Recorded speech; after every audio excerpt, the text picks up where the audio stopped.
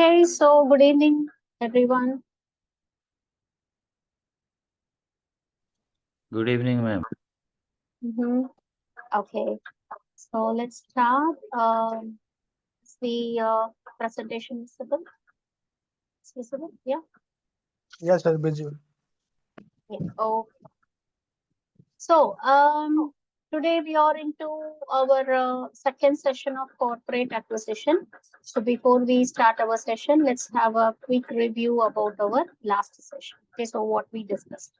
Okay, so we were discussing about all the strategies and insights, for corporate acquisition. So acquisition, it can be classified as acquiring another company or getting into merger, merging with another company or acquiring another company.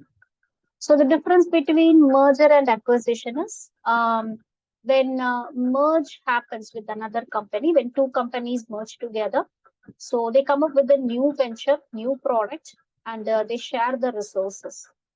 But when acquisition happens, the company which acquires the other company, so it will take the resources from the other company. So there is no sharing here. The company which is being acquired will be will be a part of the company which is acquired. So that is the difference. And in both the cases, there will not be any risk for the employees or risk for any resources or risk for the policies or guidelines. But there will be a risk for the management, the top management, when acquisition happens. The top management sometimes has to be dissolved when acquisition happens, but in merger, a new management will be formed. Okay, so which is appointed by both the companies which has gone into the merger.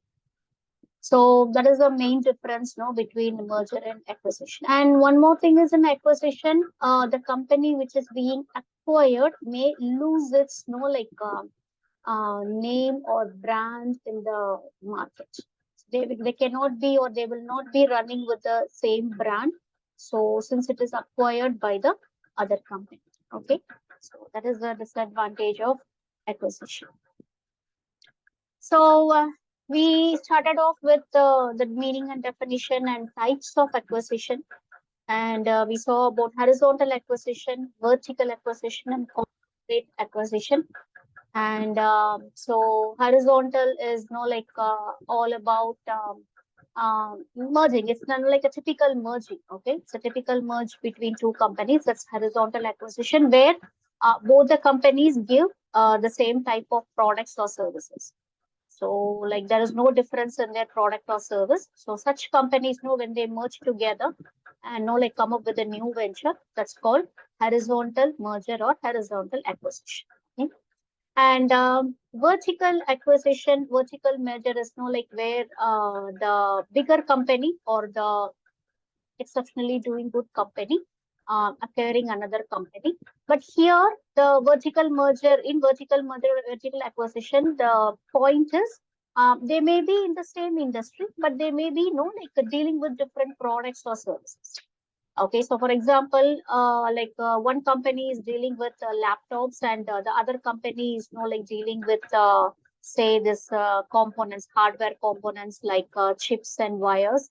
So when this laptop company acquires the chip making company, the circuit chips making company, so that is vertical acquisition, or it's called as vertical merger. Okay. Then a conglomerate merger or acquisition is where two different companies, dealing with completely different products. Okay, so when those companies, get into merger, or such company acquires another company which is in completely some other industry. So that is called conglomerate acquisition or conglomerate merger. And then we discussed about how this acquisition concept of acquisition it all started, and we saw a few recent industry examples. Then what will be the reasons for acquisition? That also we discussed. The reason would be the bigger company which wants to acquire, they may want to expand their operations, they want to grow big in the market. That may be a reason. And another reason could be, the other company which is being acquired may not be may not be doing so good in the market. They may be facing some losses. They may not be doing so good. So finally, like they have decided to, make their company, make their company to join all their operations with the another company, which is, which just be acquisition. That may be the example. And another example, maybe, like another reason, maybe, since the company which is going for acquisition, since they want to expand their like their products, they want to diversify their products. So they are just into one particular product or service, and they want to diversify their product. They want to try out their luck in the different industry or different market. So for that reason also they can go for acquisition.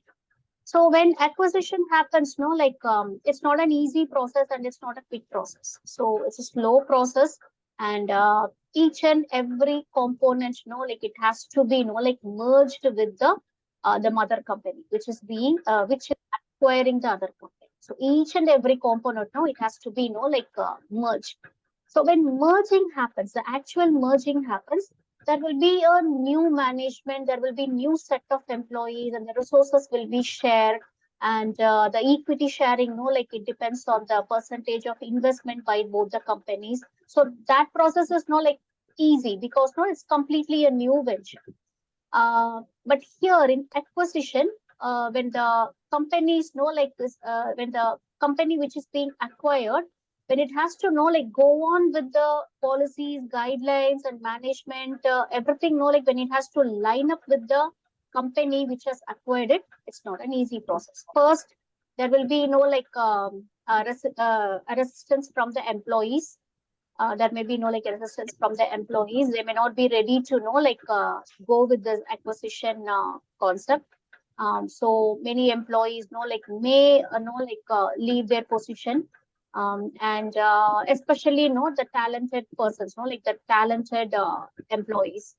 So those employees, like they may fear that may lose their job, that they may lose their job, or they may lose their importance in the new company. New company in the sense the company which has acquired them.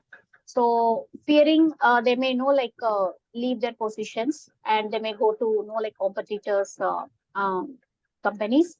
That may be possible. And another thing is like the documentation and everything, it has to be like completely, it has to be changed, or like it has to be completely made in line with the company which has acquired. And the third most important thing is the management. So the management of the company which has been acquired, so it is difficult for them to make a choice, because the company which has acquired it, say company A has acquired company B. So companies B's top management, there will be in somewhat a critical position, because they may lose their decision making. They will be losing their decision making.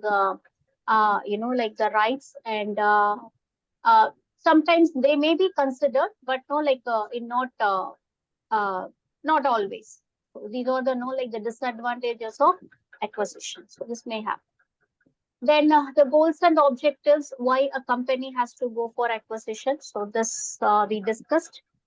So to adapt themselves to like the changing environment, or the change in the market, and so they have to like go for acquisition, and to gain competitive advantage, and to go for more improvement, go with some innovation or enhancement, they have to go for acquisition. That is, they are like expanding like their operations. So it may be like the expansion, maybe they may be creating more departments. So that can be in an expansion, or they will be dealing with more product lines, more diversified products. That may be the reason, or they may want to go globally. Yeah, that may be also the reason. Okay, and sometimes like they want to uh, get into line with the new technology and trends in the market. So for that reason also they may go for acquisition. And how the process is? What is the acquisition process? So first process is setting the acquisition criteria. So for what reason they are going for acquisition and what has to be acquired. So that thing will be initially set. Then identifying the potential targets in the market. So which company can be acquired. So selecting those company and whichever company is vulnerable or whichever company is not doing financially good or whichever company is ready to get acquired. No, so they will be researching those type of companies. They will see what is happening in the company, how they are running, and who is the top management, what is their profit, what is their experience in the market, what products they are dealing with. So after doing the thorough research, so they will have the list of the companies. Then they will go for the third phase is initial screening and analysis. They will get deeper into the company, which they are planning to acquire. They will get deeper into their, all the in and outs of the company, their complete operations, their departments, how many employees are working there, so their turnover and everything, their balance sheet. So everything will be, screened and scrutinized. So then, they go for this due diligence process, that is financial evaluation, that how much the company is worth for. And then they will go with the legal and the regulatory review. So what are all the procedures, legal procedures, to go for acquisition? And so finally, operational and cultural assessment. So when they acquire the company, so everything has to be changed, like the company's operations, the company's culture, the behavior, everything will be changed because totally they will be into some newer operations. So that will be discussed upon. Then they will go with some valuation techniques, and finally they will discuss about the deals and conditions with the top management and the financing options. So that is also be gone through, and finally they will go for acquisition process. So after acquisition, integration is the very crucial process. Okay, so integrating the acquired company to the main parent company. So that is more difficult, and it is risky also, and little bit it is it involves more tasks. So first is define integration objectives. So they have to decide whether they can let few operations run in the same way as before. So that will be discussed. And if in case they are deciding on that, so what operations still has, it has to continue just like before. So that will be discussed. And what operations has to be changed, or it has to be merged with the parent company. So this will be decided. For example, when State Bank of India under RBI's guidance, when State Bank of India acquired State Bank of all the state banks in India, like State Bank of Rajasthan, State Bank of Bikaner, State Bank of what do you say, like Hyderabad, and State Bank of Mysore. So all the state-run banks, it was acquired by the single giant State Bank of India. Okay. So after acquisition, what happened? The banking operations, it continued. Everything it continued just like before. So no employees were sacked, no employees were fired. The promotions, the transfers, everything it was not disturbed at all. Everything it was just like before, and the branch locations, everything was just like before. Only few changes happened. Few locations were shut down, and a new location was were spotted, where more customer purchase will be there. So they opened up new locations for branches.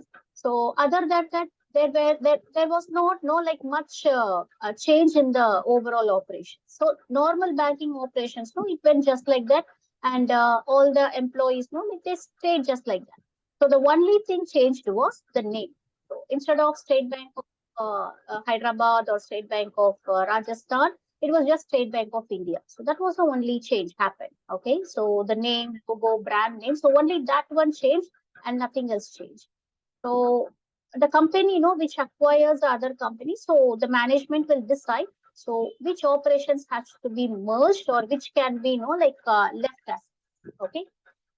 So then, organizational structural alignment. So structure may change, but in case of State Bank of India or the other acquired banks, no, there was no change in the organizational structure because that is a conventional structure, the traditional structure, no, which goes on. But in case of private companies, the structure may change. From hierarchical structure, they may shift it to networking structure, or from networking structure, they may shift it to hierarchical structure, or it can be a hybrid structure. So the structure may. So then, how to go with the communicating and convince the employees of the company which has been acquired. So they have to be convinced that their role in the company will be safe and secure. They can go with the same operation. So only by way of communication it can be done. Otherwise, what happens is mass um, uh, people, I mean, employees, no, they will know they may leave the job, no, they may leave the company, no, in mass. So that is no a very critical situation for the company which has acquired. So if that doesn't has to happen, so communication is very important. So after slowly after the integration slowly happens, how to manage with the change and the resistance and aligning the corporate cultures and employee retention strategies. So these are all we discussed. So for employee retention, they may be asked to still continue with the same job, or they can give some promotions, or they can give some incentives or increments plans, something like that. Okay, they can give some job guarantee kind of a thing. So with all those strategies, the company can retain the employees of the acquired company. Then once everything is done, the integration is slowly happening. Performance monitoring has to be done. So they have to identify the key performance indicators, and they will have to lay down the strategies for continuous improvement. And every time, each and every quarterly or half-yearly or monthly reporting and accountability has to be done. So this is all we have discussed in our last session. So let's go with the newer session. So what are all the challenges and risks? Though it may seem like acquisition is a great achievement by companies, and after acquiring they may expand like anything. It is not always the same. There are companies which has which have been shut down after acquisition.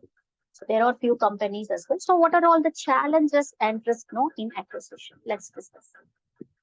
Common obstacles in acquisition is over evaluation and financial risk. So sometimes, companies may over evaluate the other company which they are planning to acquire. Okay. But after acquisition, since the acquired company, since they are going to lose their brand name, their no, their presence, in the market, their original presence in the market. Sometimes, their customers may shift to other company, shift to another, brand.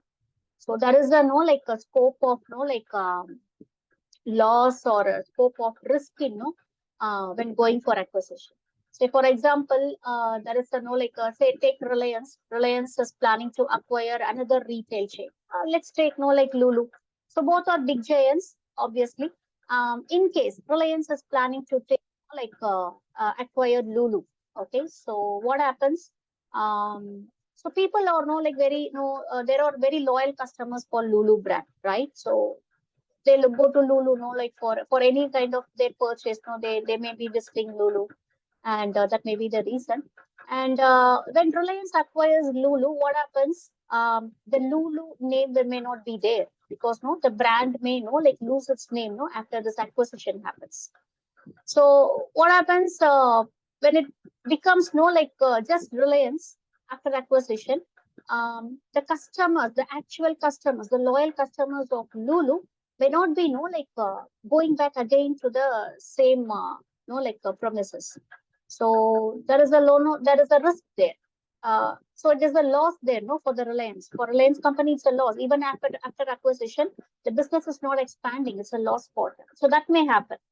Sometimes, the few companies may over evaluate the new businesses, the new startups. They may over evaluate it, and they don't foresee, or they don't know go with a detailed forecasting on how this new startup will like thrive in the market in the future. So without doing like a clear and analytical forecasting like plan, so they just go with the acquisition believing that this idea would succeed, but sometimes they may lose. And integration failures may happen if the employees or no of the the structure of the company which has been acquired, they are so adamant or they are like so strong, and the resistance is um, too big, no. So integration may be a great failure. So there may not be a like a way or scope for integration at all, because no, there is a lot of resistance from those employees, and no like from the other from their structure, from their organization structure. It may be the top management or maybe any type, any level of management. So since there is no like a strong resistance, integration may be a failure. So that may be the reason.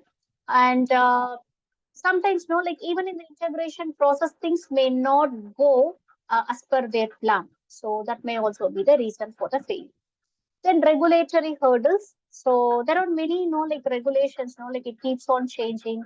And so when trying to follow those regulatory, the guidelines and everything, sometimes, like the companies, like miss out few points, or they may give more importance to, like a few points, which is not so uh, necessary or important at that particular time. So that may be also the reason.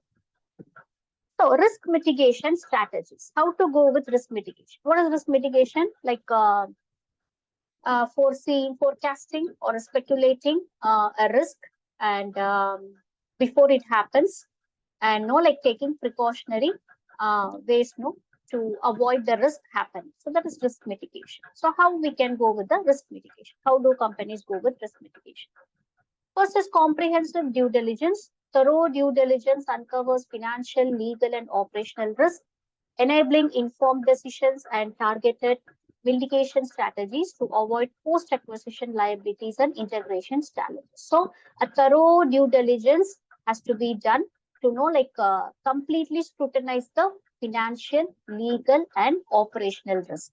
Okay, so again and again, it has to be done only after a thorough research, and only if the company is okay with the results of the research, then they have to go for acquisition. Then contingency planning. So to ensure preparedness for unforeseen challenges. So that's what companies fail to do. They don't do contingency planning. They don't go for this risk mitigation strategies. So they have full faith in the company which they have acquired, and they fail to see the risk or uncertainty which is going to happen in the future. So only if they could do that, they will be ready with plan B or option B or option C. They just believe option A will definitely work out, and they don't see the unexpected risk or unexpected uncertainty happening. So contingency planning has to be done. So foresee, forecast the risk, do risk mitigation, and have always another choice or another option in case if the first option or first choice fails. So what happens? Allowing rapid response to risk, minimizing disruptions, and protecting value through predefined action steps and resource allocation. Then is effective communication and leadership. So when that fails, obviously integration is going to fail. So with effective communication and leadership strategies, you can gain the influence. You can influence the employees or the workers of the management of the acquired company. So give them promise, promise them that their role or designation will not get disturbed even after acquisition. They will not be fired, they will not be sacked. Their importance in the company will not go off. So all these promises, you have to give to those employees. So so that we can retain those employees. Otherwise, what happens when as a mass when they go out of the company, so what happens? Employee turnout happens. Then it's a a huge risk factor. So let's see about few case studies of companies which have successfully implemented the acquisition and have grown bigger. And we have case studies of other companies as well even after acquisition, which have failed. Okay, they have failed because of like many of these reasons which we have discussed. So let's see. Uh, take an example of a tech industry acquisition. A leading tech firm acquired a startup specializing in AI, accelerating innovation and market expansion. Strategic alignment and cultural integration were key to the successful acquisition. This is the best acquisition, right? Because it's already a tech firm and they have acquired a startup which is specialized in AI. So obviously, it's going to work. And not only that, they have made a thorough scrutiny. They have made a thorough analysis about the the strategic alignment and the cultural alignment and everything. Okay, so obviously this will work out. So this is one example. Another is consumer goods industry. A leading consumer goods company expanded market share by acquiring a niche brand, leveraging synergies in distribution and product innovation, resulting in increased revenue and customer loyalty. So this is again an example, best example. So this company A is already a leading consumer goods company. You're already leading. So what they did was to expand their market share. What they did was they acquired a niche brand. So niche brand, they are already good in distribution and product innovation. So obviously consumer goods need that. Consumer based companies, consumer goods based company needs that. It needs innovation. It needs distribution, a best distribution strategy. It needs that. So collaborating and going for acquisition, no. So this has worked out. Okay. And the key success factors are clear strategic alignment, thorough due diligence, effective integration, planning, strong leadership, and maintaining company culture. So they were the critical success factors in these acquisitions. If look into both these acquisitions, so all these it happened. It was made possible. Okay, because they did a thorough research before going for acquisition, and it worked out. Now let's see about the failed acquisition examples. First one, financial sector failing. A major financial sector acquisition failed due to underestimated regulatory challenges and cultural integration issues, resulting in significant financial losses and reputational damage for both the companies involved. So yeah, it not only diminishes the company which has been acquired, the brand name, but the company which has went on with acquisition, no, so that company's brand also it goes off, it fades off in the market. So there is a huge risk happening here. So without studying and researching about the strategic alliance and the integration part, so never go with the acquisition. So causes of failure: lack of cultural integration, overestimated synergies. That is companies sometimes do. They overestimate the company, which they are planning to acquire. And poor due diligence, misaligned strategic goals, and ineffective communication commonly contribute to failed corporate acquisitions. So what are the lessons learned? Failed acquisitions highlight the importance of thorough due diligence, cultural integration, clear communication, and realistic evaluation to avoid overpayment and operational conflicts, ensuring smoother transitions and value preservation. Okay. So, what are the future trends in corporate acquisition? So, how corporate acquisition in future will be? Growth in developing economies. So developing economies show rapid GDP growth, expanding. So what are these developing economies? We can say infrastructure. So infrastructure is a developing economy, and consumer goods obviously the evergreen developing economy. Yeah, because without the consumer goods, no, the basic consumer goods, any person, no, they can't survive, right? So yeah, that is also important. And then what else? Technology, tech-based companies, no, because now technology has become one of the most important consumer goods. Okay, so that may be yes. So that is also one of the reason. I mean, that is also one of the example. And what are all the other developing economies? So infrastructure, yeah, energy-based companies, energy companies, no, which sells energy to consumers. So that is also a developing economy. So take example of these economies, no. So they have to expand their consumer market and increase foreign investment. So and present lucrative acquisition opportunities for companies seeking diversification and long-term value creation. So a healthcare company cannot just deal with only with no like healthcare and medicine. They have to deal with no like some diversification as well. Some product diversification has to happen. For example, they can open a wellness center, and they can no like open a yoga center. So likewise, no, they have to diversify, no, like their business. They have to expand, keep on expanding their business. Because just by running a healthcare company or like a hospital, no, like that's not going to work in the future. Because people need no like more options, more choices at one single place. So they don't want to know like wander from here and there, no, for buying different products or no for buying different services. They want to purchase no like everything, no like at one point, at one place. So if a company could offer everything, no like at one place, whether it's online or offline, no like surely that company is going to know like survive in the market. Then cross-border acquisitions. These are driving growth by tapping into emerging markets, offering strategic diversification, access to new consumer bases, and enhanced innovation through global collaboration. Risks include regulatory complexity and cultural integration challenges. See, before globalization, no, like this cross-border acquisition, no, it was not an idea at all. It was not thought of before globalization. Um, because no like two companies which are in two different no like zones in the world, two different locations in the world.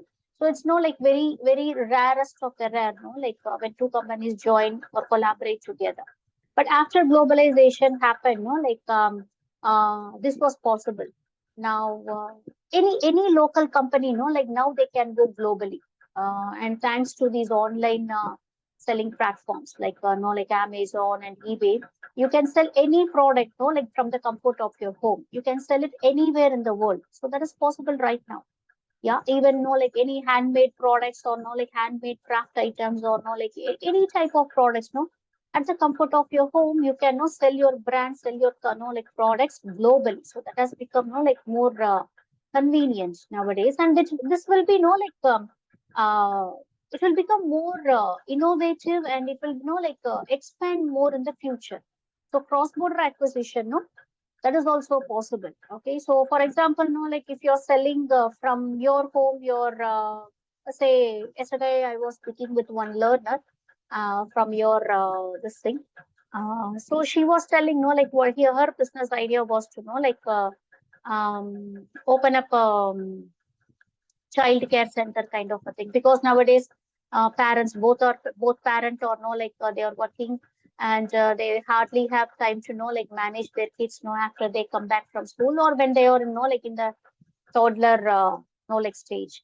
So she was no like telling that she could no like take care of that, not only taking care, no, but teaching the basic etiquettes and everything, and no like so all those things, no, she was explaining. So that was a good idea. And when this is when for example this idea of that learner is liked by say any of the foreign company, no, any of the company, no, which is located globally. So if they like the idea, they may know like get into alliance with her brand or alliance with her, and they may know like they may know start a chain of child care centers as well. So that is possible, no, like nowadays there is no like the chances more. So that will no like become more frequent, and it will become more in the future. So for cross border acquisition, no, it's already happening, and that will become more in the future. Okay. So technological influence also, no, like will help the acquisition process a lot. There is role of AI and big data. because now you can know like manage any type of know like or any bigger data no with the help of the systems, with the help of the softwares. And with AI, no, like more innovative things can happen. So AI and big data enhance acquisition strategies by enabling predictive analysis, risk assessment, and improved due diligence, leading to faster data-driven decisions and more accurate valuation in corporate acquisitions. And digital transformation impacts. So this accelerates acquisitions by enhancing data analytics, driving automation, and enabling seamless integration, fostering smarter decision making and increased operational efficiency in corporate mergers. Because nowadays, no, like companies has to know like adapt themselves, enable themselves, no, for the technology which is happening, no, in the outside world. If they fail to do that, no, like what happens? They may not be in the scene anymore. They will not be in the market, no, like anymore. People will forget those brands, forget those companies. There are many brands, no, many companies, no, like that, no, when they failed to, when they were not ready to know, like adapt to no new technology or new, no, like trend happening in the market. So now they are no more in the industry. There are many brands such like that. So digital transformation, no, yeah, that is also more important. Okay, so regulatory and environmental considerations, increasing compliance requirements, because since acquisition is going, no, like more and more, expanding more and more, it is no like being globally, no, like done. So compliance and no like regulatory, no things has to be no like strictly test. So rising regulatory scrutiny demands enhanced compliance frameworks, increasing transaction complexity and cost.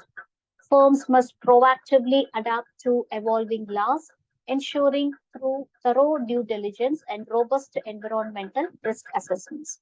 So more, no, like the scrutinization has to happen, no, when you're considering going for acquisition, no, internationally. And because no like the rules, regulations, and no like the guidelines are different from no like country to country and zone to zone, no. So we have to know like take everything into consideration, completely research all the know like the rules and everything, then we have to go for acquisition.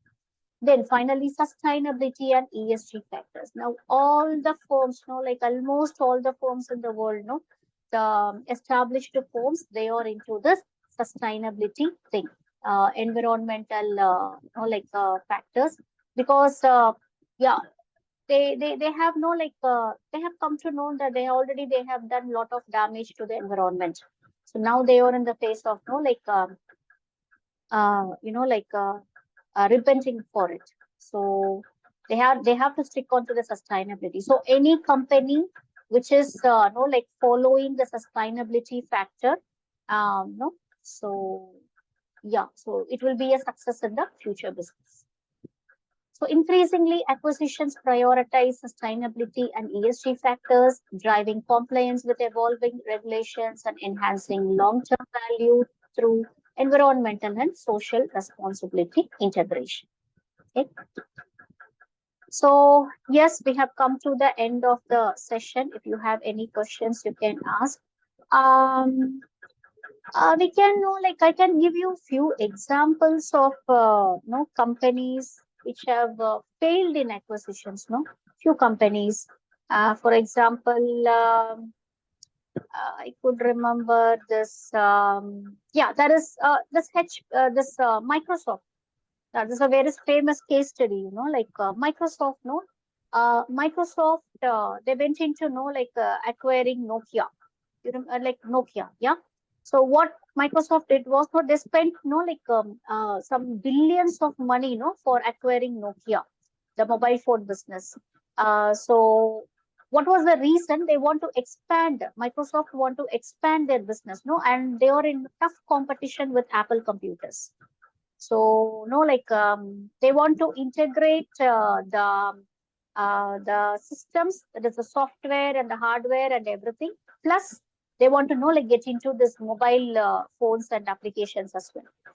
Just like Apple, because Apple is dealing with both, right? They are into like the systems, the laptops, and everything, and plus they are into this iPhones. So just like Apple, like Microsoft also wanted to become the same.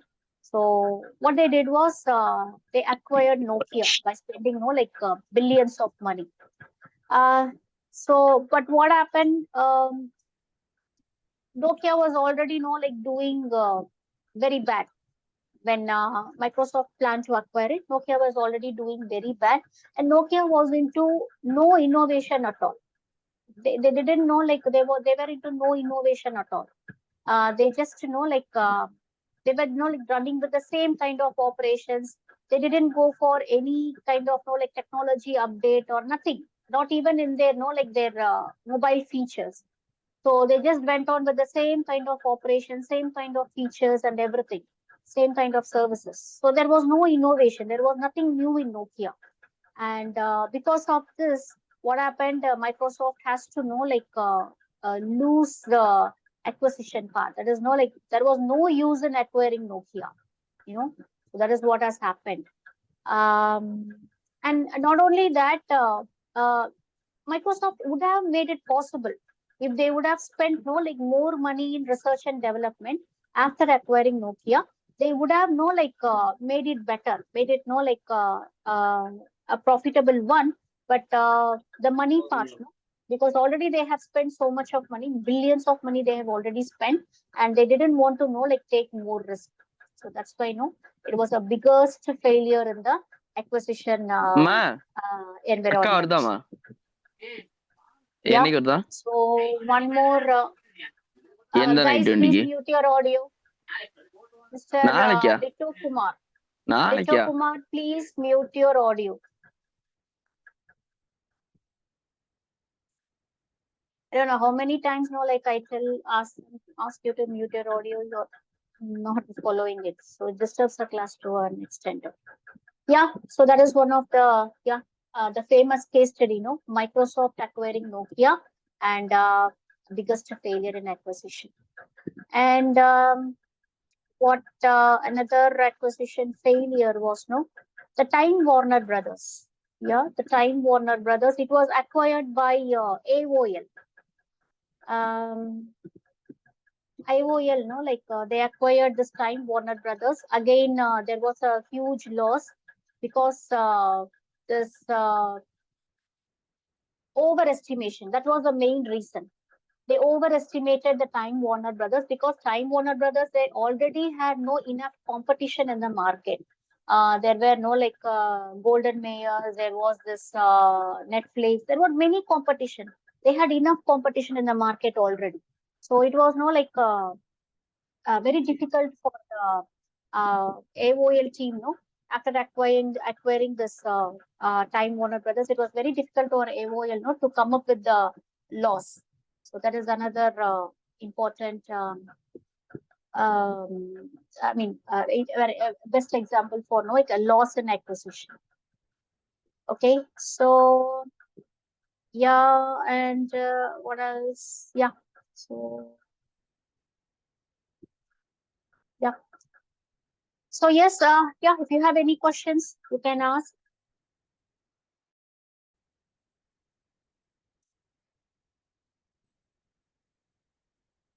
Yeah, we have enough time. We have almost 10 minutes time more.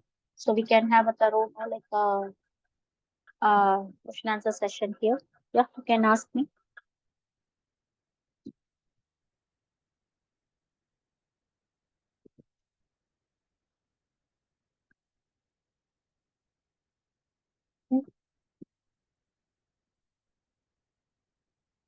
Ma'am, If you know something, you can discuss about it. Like if you know the acquisition failure, you can come with that. Yeah. Yes.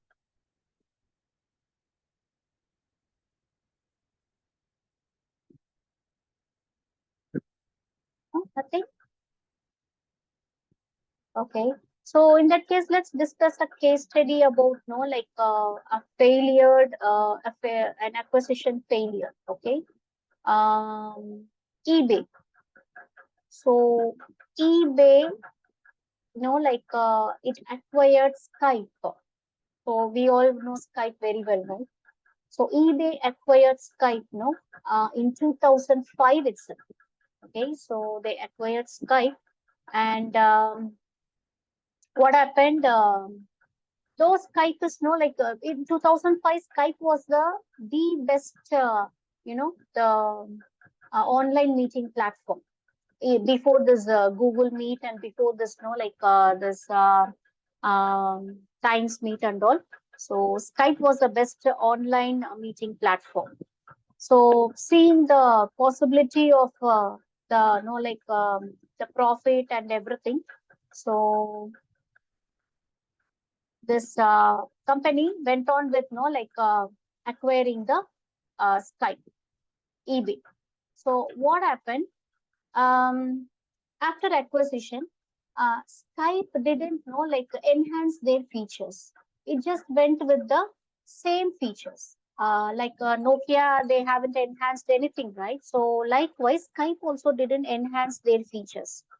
So there was sometimes the audio quality and the video quality, sometimes it failed when when international communication was going on, because of because of many reasons.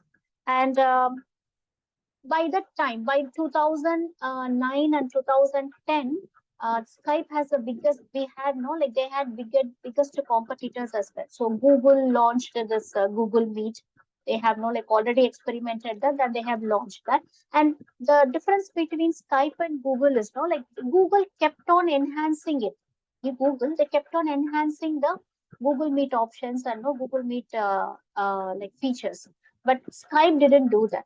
So because of the when this eBay acquired Skype, so initially it was they were seeing good profits. Initially they were seeing good profits, but after some time, when these competitors entered the market, when Times Meet and Google Meet came into the market, so Skype started seeing failure. Nowadays, very few people use Skype because of this, because of its non-enhanced features. It's just more or less it's just like before. There is no enhancement at all. So that is the reason for its failure. And eBay didn't want to invest more in going for research and develop after acquiring Skype. So that's why they stopped the overall operation. So Skype is now, now it is going as it is, but not as expected. So that is another a biggest failure in the industry. eBay acquiring Skype. Yeah. So yeah, one more case study. Yes, if you know something, you can ask or you can discuss. Okay, so Sharon has asked, what about Kodak Film Company? Okay, so another failure. The thing is, Kodak is not acquired by anyone. Kodak was not acquired by anyone. What happened? Again, they didn't go with the any innovation kind of a thing. So it's what we can say is they didn't try to innovate something new. They just went on with the same the roll film. They didn't transform themselves into the digital platform. The digital films that was that was happening by that time. But the Kodak company, they failed to adapt themselves to the digital technology, the digitized form of the camera and everything. So that is their main reason. But Kodak was not acquired by anyone in those times. Now they still are in the market, but not with this films and this. I mean, not with the camera stuff and all. But now they are running this what do you say the Kodak TV and all they are running. And so they have this Kodak Alaris, and they have a a company called Kodak Alaris. It's a joint venture firm. So yeah, Kodak is not into any like merger or acquisition. No companies are acquired, but still, yeah, it is a company, which is still in the scene, which is still in the industry, but not they are not dealing with the same product or service. They are completely different now. Okay. So yeah.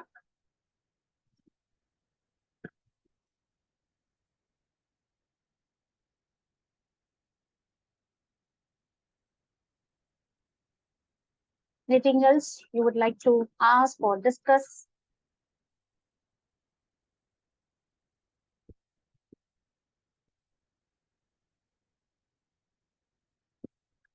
Okay. We have one more question. Sony company. What about Sony company? Okay, fine, fine. Okay. Sony company, like yes, they went on with like few acquisitions. Uh, like many acquisitions, they have made actually. Uh, but like not everything was a successful one. In fact, like Sony was not in the industry for some time. I mean, like they lost their like brand value for some time in the market because of the wrong decisions they made on the acquisition part. So they were not in the no the I mean they were running very low in the market for some time.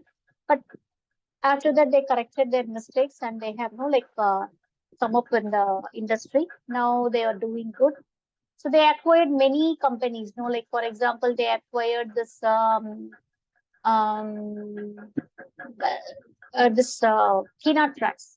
I remember this Kina Tracks. Okay, so there is a company called Kina Tracks. So Kina Tracks, it's all about the track equipments. That is the sports performance and equipments company, like the technology based company. So they acquired that company, and yeah, still they are like having the control over that company, Kina Tracks. The other companies I don't remember. I mean, I haven't gone through it, but other companies I don't remember. So the very famous acquisition of Sony is Kina Tracks.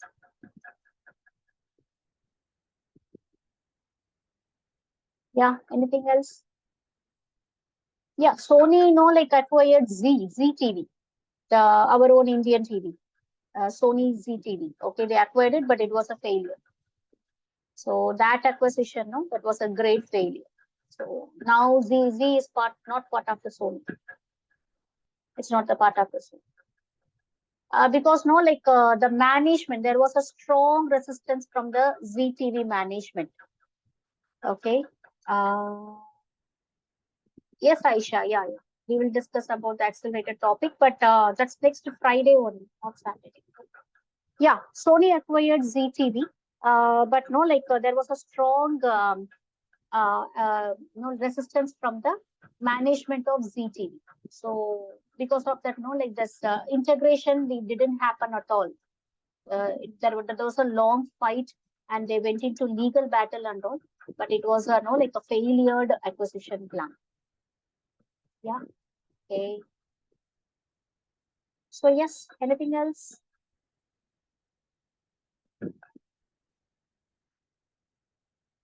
Now Sony is now like operating differently, and Z, like they are operating differently.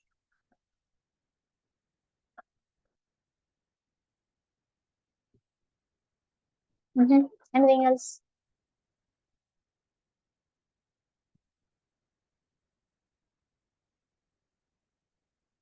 Yeah, nothing.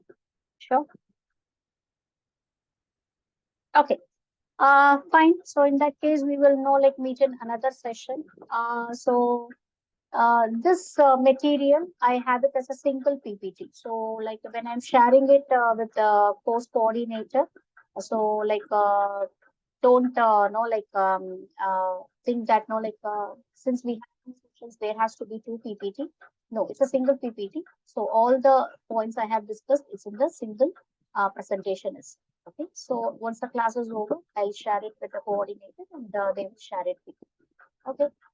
So yeah, Thanks for attending, and we will meet with another new subject or topic in our another session. Okay. So anyhow, I'll stay here for another 2 to 3 minutes. So if you want anything to ask, you can ask. Okay.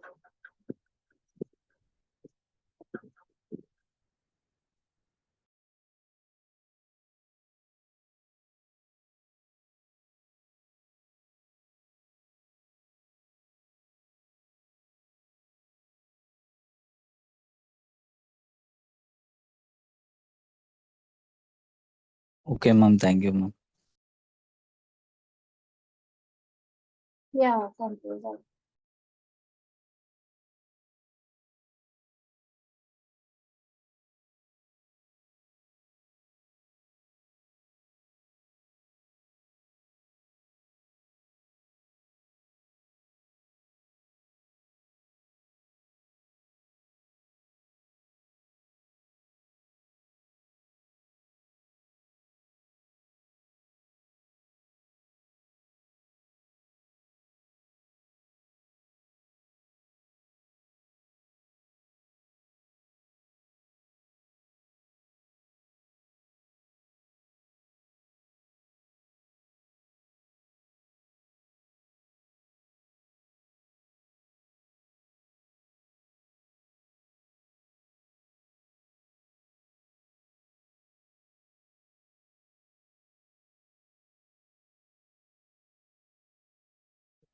Thank you.